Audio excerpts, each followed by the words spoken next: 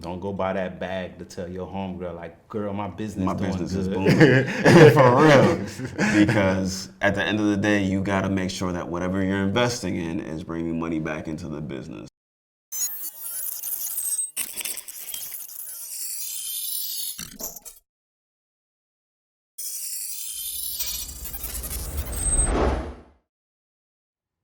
Hey, yo, what up? It's Kevin Lawson with KVLmedia. I'm here in the KVLmedia studio with Trav. Hey, what's going on? And these are another episode of the HIdea Blueprints. It's where we sit down with entrepreneurs, small business owners, and certified hustlers to figure out how we take blueprints and turn ideas into reality and revenue. So we sitting down with Trav. He is the king of credit and finance and all of the above. He knows a lot about marketing as well. Trav, what's good? What's good, man? What's good? Dr. Credit, a lot of people know me, and then my newer people know me as Ryu.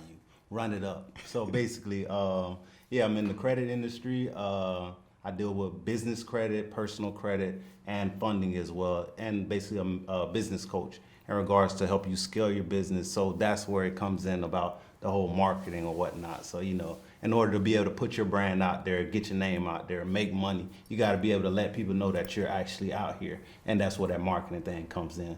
So Trav, I've been spending a lot of time kind of building the foundation of my business, right? Mm-hmm. And I'm really looking to take it to another level. So I got the foundation set and we got a couple of employees now, and we're really trying to look to take it to another level. And what my accountant's been telling me is that I need to focus on my business credit. What exactly does that mean? Your business credit. So basically, more than likely, you probably came to your accountant and telling them seeking funding, I'm going to guess. Mm-hmm. So obviously, they're going to bring up the business credit. So your business credit is basically your credibility to pay back debt. So like I like to tell a lot of my students or whatnot, it takes money to make money, obviously. So, but before someone's just going to give you money, they got to make sure that you know how to handle money. So with your business credit is you building reputations with different companies, different vendors, borrowing money, paying it back within a set limit, a set time frame or whatnot. So, but with the business credit, that's when these companies that you're establishing these relationships with, they'll actually be reporting to your business credit report, informing, well, letting everyone know, because with business credit, anyone could check your business credit. I'm not sure if you guys knew that. Like with your personal credit, you can only check it by answering a bunch of security questions or whatnot. But business credit, anyone can check it. And so when a bank asks you for your business credit, they want to make sure that you've been borrowing money and paying it on time. Gotcha. So with you paying it on time, hey, you're more successful to be able to pay them back their funds. Gotcha. So we just got done with our second quarter. So my accountant delivered the P&Ls for the first 2 quarters, and she said I got to submit it to Duns and Bradstreet or something like that. Realistically, it shouldn't be that way. So, all right, establishing a business credit profile, you'd want to have a Dun and Bradstreet number. Gotcha. Dun and Bradstreet number, you don't automatically get it. So I'm going to take a few steps back. So when you first set up your company, you remember you had to register with the state, you had to get an EIN, you'd want to get a bank account. You'd end up getting a phone number, not your cell phone number, but a landline number for the business that's only specified for the business. And from there, you'd want to get you a DNB number, a Dun and Bradstreet. The Dun and Bradstreet is needed because that's typically where vendors will report your on-time payment or whatever debt you have with them. Gotcha. So that I'd assume that's what direction she was going. Gotcha. Okay. So now that we have the Dun and Bradstreet number, I know I recently got that. But now I have an avenue for my creditors to report my performance to Dun & Bradstreet. Yes. And in that way, they can take a look at that. How important is having a Dun & Bradstreet number? For funding, let's say, for instance, the most popular loan that a lot of companies know about is the SBA loan. That's a government-funded loan. It's compatible to like a FHA loan for a house. There's a lot of requirements, but that's typically the biggest loan you can get. So in order for you to be able to go for the SBA loan, you have to have established business credit. You have to have obviously a Dun and Bradstreet number to have established business credit. And also they take into calculation your Equifax and Experian. Those are the personal other credit? No. Oh, business gotcha. credit. With business credit, you have 3 bureaus. Same thing like with personal credit. But the difference is with personal credit, you have Experian, Equifax, and TransUnion. With business credit, you have Equifax, Experian, and Dun & Bradstreet. Gotcha. So it replaced TransUnion. They don't go through TransUnion to get that information. Okay. So that's also why you have to actually register your company. And when registering, you want all your information to match across all three. So when I say all three, I mean with the IRS for your EIN, the state for your LLC or INC, the state registration, and on your Dun & Bradstreet. You want all the information to match due to the fact that whenever one of these companies that are lending you, let's say they're giving you, let's say with you do cameras and stuff. You own a camera shop. They're giving you buy 10 cameras every month. Now your vendor offers to give you double your inventory, so you pay for 10 and they'll give you another 10, which will build credibility. Gotcha. With that, I forgot why I was telling you that. So now I'm pretty much, they can rely on me to make sure that they get their money back. Yeah. So if they let me hold 10 cameras on top of the ones that I buy, and I repay that pretty much loan technically, then they report that to Dun & Bradstreet, and now they know how much I can handle. I can handle X amount in inventory. Not really. It's more of the trust. You want to build trust. It's just like on a regular day-to-day life. You want to build trust. You wouldn't let let's say me and Kev. I know Kev for years. Boom, Kev come to me the very first year I met him. Hey, let me borrow $100, $1,000, whatever. Let's say $100. Asked for $100, like no. Like nah. After you build a relationship, let's say boom, we go out to eat, I pay, and the next time we go somewhere else, Kev pay. Like okay, I actually know he generates some type of income because he could cover a bill. Now next thing I find out he has a job and all this, and he asked me to borrow that money. I feel that he has the means to pay it back. The same thing with these business loans. They're seeing that you had means to pay people back. So now when you're going for large funding, they'll be more successful to actually approve you for that. Gotcha. Large funding. All right. At the beginning of the year, I was kind of dead set on getting a bigger studio, and I kind of settled on using what I have and being happy with what I got. This is what you need. I'm really happy with what I got, but you know, your eyes are always bigger than I messed up like that once. Yeah. Got a huge spot for no reason. Yeah. So and that's what I realized that I didn't need to do. But say I wanted to stay along those lines, right? And I want to triple my studio size just so that I have a couple different sets and I can rent out space and do some co-working and all that kind of stuff. And say I want to find a building and I want to purchase a building and I need $300,000. What's the process? What should I be doing from now to get to that $300,000? Is it going to take me a while, or? Yeah. All right. It can be quick, or it can take a while. That all comes down to how much what's your credit, how much revenue you're making, and if you have collateral. Gotcha. Like, because there's multiple ways that you could seek funding, but the typical way for you to even qualify for funding, you need to be making at least $10K a month revenue, or have over a 700 credit score. Gotcha. With either or of those, we can play different routes. We can go different routes. So it's more. And we're specified. talking about a personal credit score or personal credit score. Personal credit score. Due to the fact that with credit, even though it's the business's credit, I know there's a lot of rumors here that I can get a loan under my business and then I won't pay it back and I don't owe on it. That's with established business credit. Once you have fully established business credit, that's when you'd be able to start signing for loans under the EIN, not placing your social security number on there. Once your social security number is on an application, that's basically you're personally guaranteeing that business will pay that loan back. If the business doesn't pay that loan back, I guarantee to you that I'll cover it. So that's the whole game in regards to the personal guarantor. So in order for you to go for that, it's going to come down to what are you already doing?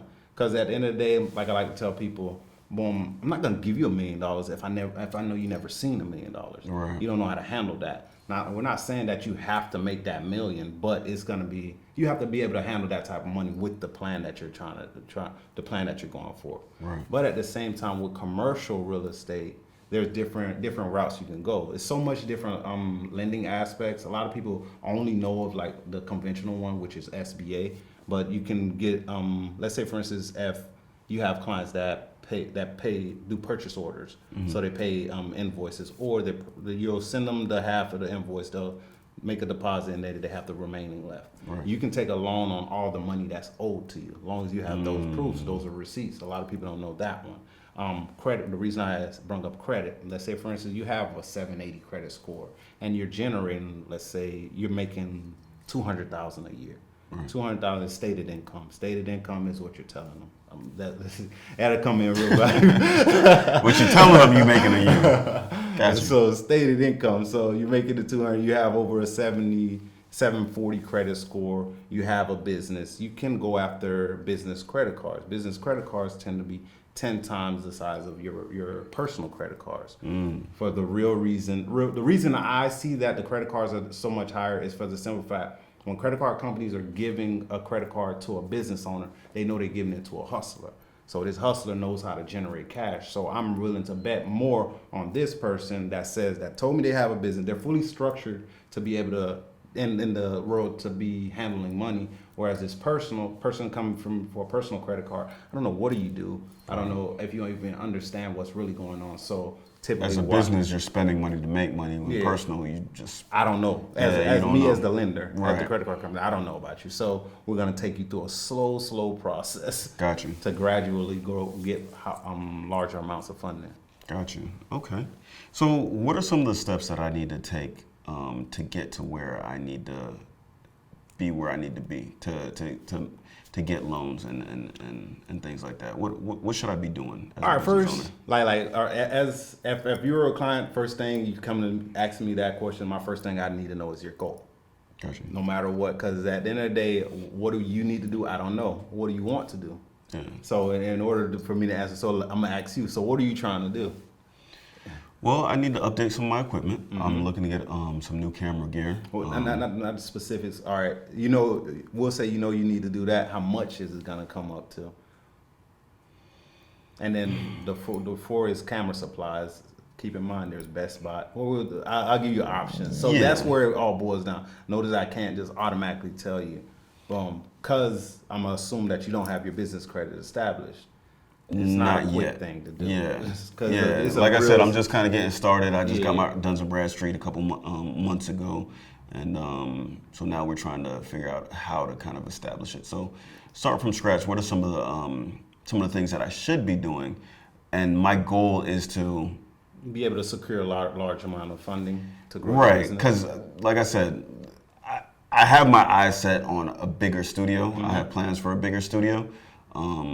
Maybe sometime next year to move into a larger space and to actually own that space. Okay. So I know those are two different conversations, to purchase and to move into. Yeah. But all right, so right now you have a big goal. We're gonna put, to be able to purchase it. I don't know what you make, but to be able to purchase it, we'll say 3 to 5 year goal. In regards to the revenue, or if you go for a hard money loan, that's a whole different animal. Gotcha. So that's why you can do it next year with a hard money loan, but the interest is going to be ridiculous, and you're going to have to come up with your next step to refinance it so you can save the money on the APR. Gotcha. So it's so much harder to go that way. In regards to, so you'd scale, obviously. So first, before you'd even buy that, I'd assume you'd want to lease a bigger space. Yeah, trial it. Or at the same time, when leasing, already trying to get a lease to buy, lease to own option. Once we present that, if that's even available. Right. Typically, if they're trying to sell a commercial property, that's going to be on the table. Gotcha. So it's really case by case, man. But if I were you, in regards to you're going to end up needing funding, you haven't pulled funding yet, I'd focus on my personal credit. Because at the end of the day, the personal credit is the anchor. Personal credit will be what's gonna get you to the step to be able to get those 6-7 figure loans. Gotcha. But first you have to go through the 3 to 5. Realistically, with business, you typically jump straight into the 10K plus. Yeah. Not always, but if you're structured properly, you do. I told y'all he was gonna drop some knowledge today, man. Because a lot of people have told me is that with a business credit, you don't have to worry about your personal loans or your personal credit. And obviously you do. Yes. If you want to get those bigger credit and lines of credit amounts, you do have to have your personal credit established and fixed. So let's take a step back then. Yeah, so let's talk about personal credit. Yeah, let's take a step back. That's what got me into business credit, learning about personal credit. Yeah. Business credit is just the next level. But personal credit, like realistically, personal credit, you can start your own side hustle as long as you're with zero money, as long as you have decent credit. And typically, it's if you're brand new with credit, it's typically easy to get a good credit score. So let's say you have a decent credit score. I'll give you an example of one of the side gigs I have. I have a few cars out here and I do the Toro. I'm not sure if you guys heard of Toro. Yeah. Where you can rent your car out. But with credit, decent credit score, let's say, decent credit score, 700 credit score, same day. End up going to get 2 cars, put down payment on both of them. They're small down payments, $500 down, low APR. And then as soon as I got those cars, I was able to put them on Toro, and now they're generating $500 a week, each of them. So that's $2,000, and the car payments is $500. But I wouldn't have been able to do that if my credit wasn't where it's at. Wow. Credit allowed that door to be open, that option. That's a whole nother idea. I wouldn't even have thought about that. My boy, he does his own thing. He rents out condos, good credit. Because keep in mind, they always want us to look at your credit.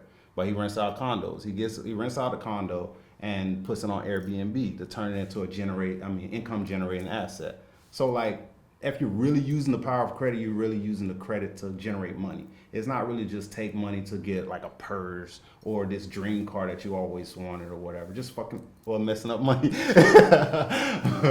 So messing up money for no reason where you can just my bad. But messing up money where you can just be you can utilize your credit to generate more money. There's a few hacks out there. Like the main one that a lot of investors or a lot of people wouldn't tell our generation, our age group will say. Like if you master borrowing money, you can really take your life to the next level. Mm-hmm. For the simple fact, let's say for instance, I know there's the craze right now about house flipping. Everybody's trying to start getting into real estate due to the fact that everyone knows, or it's said that real estate is the number one generating millionaire or number one industry that generates millionaires or whatever. So with knowing that, just knowing how to pull a loan, you need a minimum credit score. Now, when you have that minimum credit score, you can actually go to a lender for a loan. There's hard money lenders where you don't have to have a credit score, but you have to have a large sum of cash. Gotcha. If you don't have cash, what's the next thing? You want to have good credit. Mm-hmm. Good credit's going to lead you to cash. So like I look at credit as an equalizer if you're aware of it. Obviously, our parents always say, well, I know I was raised in a household where credit was looked at as you shouldn't be taking out credit. It's going to mess your life up, this, that, and the third. But from what I've come to find is that's simply that they're uninformed. Yeah. Lack of knowledge, not understanding that credit is supposed to be used as a tool, not a burden. We'll say using the credit to access more funding. Because I ain't gonna lie, credit changed my life, like real, like for real. But it's in fact, credit was the first thing that helped me get my first house. And at the same time, when I got that house, I got it at 3.5. So let's say, for instance, I'll throw out a number, $100,000. That's $3,500 down. Typically, you put in the first, last, and security. That's way more there. So that alone, looking at how credit saved, got me to save money so I could do other ventures or whatever. And that's really where the whole car thing goes. That was my main thing, selling cars. But then I found out about Toro. I'm like, I could just rent these cars out. Instead of trying to buy them and sell them and all of that. Yeah, you go on Toro right now. You could type in what kind of car, and they'll predict how many days it'll be out a week and how much you can generate from that. And you just do the math on your payments. Like at the end of the day, even if it were to break even, at the end of the day, that's gonna be your car. As long as you got an extended warranty or whatever, and the car insurance, something crazy happens, everything is covered. Repairs is covered through the insurance. Through the warranty. Damages, losses covered through your insurance. So it's just sit back and make money, as long as you're available when it's time. See, there's a lot of different avenues on how we can make money by having established credit. And that's kind of what I want to focus on as well, is rebuilding my personal credit. Yeah. Because starting a business, you go through all of these different ups and downs and things like that, and definitely got to focus on credit. So what are some of the steps that I could take to start rebuilding? Anybody right now, credit, I'd say, like I always tell everybody, like, get Credit Karma. I understand that the score isn't the same as your FICO score because they provide a Vantage score. But it's the main thing you want to be focusing on, what's on your report. I use Credit Karma to just keep track of my credit card utilization, my history, or if something negative pops up. If something negative pops up, obviously it's popping up everywhere. If that score drops, I know my FICO score drops, so I take advantage of the free one. But the first thing I'd always tell everyone is make sure your credit card utilization is down to 0%. I know everyone says 30%. 30%, you're still not seeing your maximum score. And at the same time, the reason I say pay it all the way down in full is for the simple fact, credit cards, I look at them more as a savings account rather than, so why hold money out of my savings account that they're penalizing me? That's the interest. They're penalizing you when you're using that money. When I could just pay it off in full, and if I keep track of the dates, so the statement date is when they report to the credit bureau. So if I keep track of the statement date, I can always borrow the money and pay it back before that statement date, and then no one knows. So the step one would be making sure you get your credit utilization down to 0. The next thing I'd look at is, do I have any negative marks, derogatory marks? With Credit Karma, they always tell you how many derogatories you have. You just look at that. If I have derogatories, I know right then I need credit repair. Gotcha. You should start, you can do it on your own. You can start writing dispute letters, disputing the information. You're verifying that they have all the accurate information to blame you for that debt or come after you for that debt or continue to just report to the credit bureau. Because I keep it real with you guys. Just because it comes off of your credit report, if you know you did it, you still owe them, but it's not on your credit report. You're concerned with what's on the credit report so that when you're going to get some more funding or trying to get approval, you don't want no one to know about that hardship that happened in the past or whatever. Right. So focus on seeing what negative information is on there to start sending out dispute letters, paying down the credit cards. If you don't have anything positive reporting, you definitely need to go get you a secured card or a credit card, or call a friend, family member, and have them add you to their credit card as an authorized user. Gotcha. Be mindful of that person that you ask. Make sure that they've made all their payments on time and that they're not using that credit card. That's not an active credit card that they continually use. Reason I say that is if they're continuing to use it, you'll see your credit score going up and down. They max out that credit card, your score drops. They pay off the credit card, it goes up. You don't want your credit score in limbo when you're trying to go after funding or anything. Right. So you want to be careful on all that. So that with that authorized user, it actually be adding history, because your credit report is also made 10% of your credit score it comes from your credit history. Gotcha. The credit utilization, which is paying off your credit card, that makes up 35% of your credit score. Payment history, that's the negative information. So you just want to make sure you clear up the payment history. And realistically, long as you have, like my goal in regards to credit is always having a solid foundation. You want to at least have 2 primaries on there, primaries or credit cards, we could say, and at least 1 installment. You can do a car loan, or there's this company actually called Self-Lender. You do Self-Lender, they'll charge you, if I'm not mistaken, $12 to enter, and then it's like $50 or $100. You have 2 choices, but you're making these payments monthly, and as you're making these monthly payments, they're reporting to the credit bureau. After 12 months of on-time payments, they give you a check back for all the money that you've given them, minus that initial $12. But that just gives meanwhile, that whole time they're reporting to the credit bureaus as on-time payments on a loan. It doesn't matter, as long as it's an installment, it reflects just like a car payment. So now you're giving positive history on your credit report, making yourself much more lendable. Very cool. So just to follow up, it's 2 primary, that's kind of credit cards. And if you're not able to get a regular credit card, get a secured card, and that's how you can start building back your credit again. Yeah. And then also have a secondary, which would be like a car loan, or something through installment. We call them installment loans. So basically, an installment, because even with the self-lender, when I say the $50 a month, you're just agreeing to give them $600. Gotcha. Or $1,200. That's the $100 a month. There's a set agreement, and now you're paying towards it. Once paid in full, you get access to whatever asset you're paying. With the car, remember, they give you the title. Once you're done with that agreed upon amount, agreed upon payment schedule. Gotcha. I see what it is. So you're pretty much getting access to that $1,200. It's your money. It's your money. So like a lot of people, I tell them, hey, it's like a Christmas bonus. But the benefit behind it is they're reporting positive history to your credit report. To build a credit. Boosting your credit score. So that's the whole goal. higher credit scores give you higher access, well, more access to unlimited things, to be honest. So I guess the first step is to really just figure out what's on your credit report, Yeah. and that's through Credit Karma. I mean, that's not only through Credit Karma. Credit Karma is the free way. If you should want to get your FICO scores, all 3 FICO scores. But if you tight on cash or whatever, you go with Credit Karma and they give you the two reports. And at the end of the day, how I see it, if it's not saying 700, something's wrong. Right. There's either something wrong. If you're in the high 6s and you've never done anything, it might be because you have limited history. But if you're not in the 700, you got something bad on there, negative information.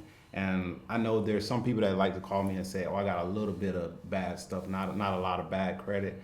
Look, I look at negative items on a credit report like a cancer. You either got some or none. Yeah. But you want to get rid of the cancer because it's causing you a problem. That cancer is what's stopping you from achieving your goal or acquiring your goal that you have. Now, I know you probably dealt with a lot of people, and you've dealt with all kind of different ranges of credit scores and bills and things like that. What's some of the worst that you've kind of helped recover? Worse. I mean, like, I ain't gonna lie, I had experience getting everything off. Anything you could imagine has come off. Some things, I'm not gonna lie, there has come a time that certain things can't come off because Like student loans? Student loans, it's a government. The government, you do not screw over the government. Pay the government back their money. But we do have, I have programs that can put you back into positive standing. So now you don't want negative or late payments or negative marks being reported to your credit report. So we'll focus on getting it back into good standing because that's a debt you're not going to run away from. Right. So, but you can clean your face and make sure everything's lined up properly with them, so you can still go for a house. Because that's a lot of things. That's the main reason we get a lot of clients in regards to student loans is destroying their credit where they can't even qualify for a homeowner program. Gotcha. So clean that up and then just be able to move forward. But with the student loans, if it's government, give them their money. All right, y'all gonna get it eventually. They will come. That's usually when when I get the phone call right after tax season. Oh my God, my taxes got taken. How much they took? $8,000. And all it could have been simply stopped just by getting the student loans back into positive reporting standing. Got you. So what about for people that don't necessarily need credit right now? You still want to be. You might not need it right now, but you're gonna need it no matter what. So you still want to be working on building a solid foundation. For the simple fact, credit is all about history. The credibility is about your past. So in order to have a positive past, you need to start when you're in a good situation. We'll say everything's good in life. Oh, I don't need credit. That's when you should definitely be doubling down because everybody knows what goes up gonna come down. But when you're coming down, you want to be able to fall onto something. Credit will save you.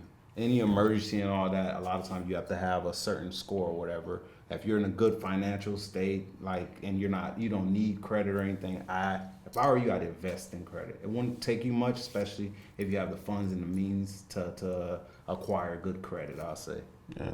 And you've been giving us a lot of really good knowledge. And a lot of my viewers, they're either aspiring entrepreneurs or they're current entrepreneurs. Mm-hmm. So you gave a couple tips on how they can kind of have a couple hustles, like with credit, you can buy a couple cars and then one car. Or one car if you already have a car, Toro. Or get a condo and then put it on Airbnb. What are some other good ideas that people can do? I can't give y'all all my sauce. I can't give all the sauce. Well, let me see. There's, I don't know. What about somebody that wants to get into business and they want to kind of dabble in entrepreneurship? Credit, realistically, the main way, those are the little side hustles or whatever, but the main thing I focus on is getting funding. But those little side hustles lead to being able to access even more funding because even if you think about it, those are income generating assets. So each time someone makes a payment to me, it's going to my bank account and it's raising my income or revenue for that month or whatever. So with that focusing, but with someone trying to build business, is realistically I'd go after getting my credit structured so I can be able to go get funding, get a large credit card. Because that's realistically, I'm gonna give y'all some game. Credit, one of the fastest ways to get a large sum of money is obviously that credit card. And in the business world, a lot of times your first credit card is 0 APR. So let's say you get $10,000 and you're not paying no interest on that for a whole year. you can make a move real quick. Like next level moves, like something I do. Boom, I use a credit card to pay for a full remodel on a house. Fully remodel the house. Once I sell it, boom, I take all my money. I pay off that credit card. The credit card was was the tool that made the flip possible. And I take all my money. I get to keep all the profits, and I pay them back, and I'm able to go get that money once again.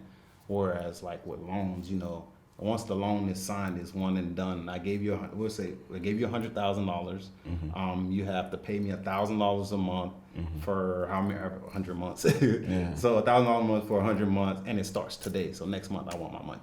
Right. Whereas, and then if you pay it, let's say for instance, within 3 months, I pay that $100,000 back. I have to then come apply again to be able to get that loan. Whereas with my credit card, I applied once, I got it, I paid it off. I want more money, I go back and hit it again. So with business credit cards, does it have to be based on your personal credit history? Yes. So even if you want to get a business, guarantor. Yeah. Gotcha. They have to, like we said earlier, they have to know that you have a reputation of handling some type of money. You're jumping into the business realm, you got to have, in order to get that business credit card, you want to have at least a 700 credit score. Gotcha. So you can't get there without having that 700. Right. So cross that line first. Gotcha. Okay. All right. What's some other tips that you can leave us with? What else do we need to know? Real tip, I always, in regards to being that we're talking to business owners, just realistically never stop marketing. That's my whole thing. Like, even if you're going to get money, you don't know what to do with that money, you should start strategizing. You as a business owner, what are you going to do to make it generate more money? If you already have, let me pick one, the booming industry, hair, you're selling hair, you should be you're getting money to either increase your inventory due to the fact that you already have a nice clientele. But if you don't have a clientele, you should be focusing on branding yourself. And I know like that leads into, like, you can get a credit card, come to Kev, and then he sets up a whole game plan for you in regards to branding your company, and getting you more exposure. And with that, utilizing that money, next thing you know, it's generating money you're building a pipeline, I like to call it. Building a money pipeline where you'll start having income coming back. But first, it's just utilizing the money correctly. Gotcha. Marketing. So having a plan in place Yeah. before you start going looking for funding, you got to make sure that you're going to know what to do with that money once you get it. Yeah. Like the nice thing about credit is it's repairable. Right. So God forbid you take that money, it doesn't go out, it doesn't go as planned.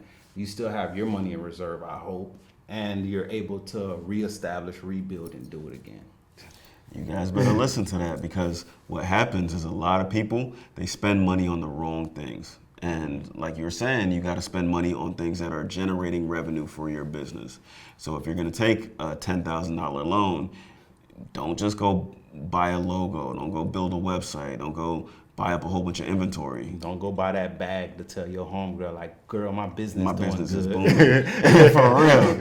Because at the end of the day, you got to make sure that whatever you're investing in is bringing money back into the business. So that's leveraging your credit, man. You got to leverage it. Use it as a tool. That's all I have to say to everybody. Use it as a tool. Don't use it to acquire something that's just going to give you more debt and not going to produce any type of income for you. Because now when you exaggerate your funding sources or whatever, you're going to be stuck in the mud. Yeah. And next thing you know, if it turns into quicksand, and then you disappear. So utilize your funds to make sure you make your dream happen. There it is. And so the moral of the story, this is the idea of blueprints. Make sure that you're building your credit and you're leveraging the funds to grow your business. And I really appreciate you for coming on. Guys, if you have any questions for Trav, definitely leave a comment below, and he'll be answering questions, and I'll be answering questions as well based on your credit. Trav, how can people reach you? You could either call, if it's credit concerns, you could either call 561-88. Oh, shit. We're going to that was my cell phone. Let's re-kick it. Boom, boom. So, again, guys, thank you so much for watching. Trav, I appreciate you coming in. If they have any questions for you, how can they reach you? You can reach me, well, you could call my company, Total Credit Rehab, at 561-653-1437. Set a consultation. If it's something that's need to be discussed between you and I'll definitely get in contact with you. You just leave your name with my assistant. She'll go through the pre-qualifying questions, and then we'll take it from there. Sounds good. I know I'm gonna be giving them a call because I need to start working on my stuff. And yo, if you guys have any questions, just leave it in the comments below. Make sure that you like, subscribe, and share this video for anybody else that might need credit repair.